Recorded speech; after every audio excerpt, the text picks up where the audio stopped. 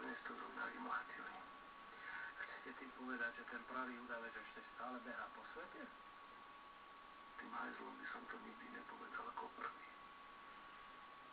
Verte mi, vykrkal som si svoje. No, ak čakáte, že vás budem lutovať, tak na to ja teda nie som ten pravý človek, prepáčte. Ja ale čakám na to, že vy možno pomôžete toho udavača nájsť. Ja? Áno. Myslím, že by ste ho mohli poznať.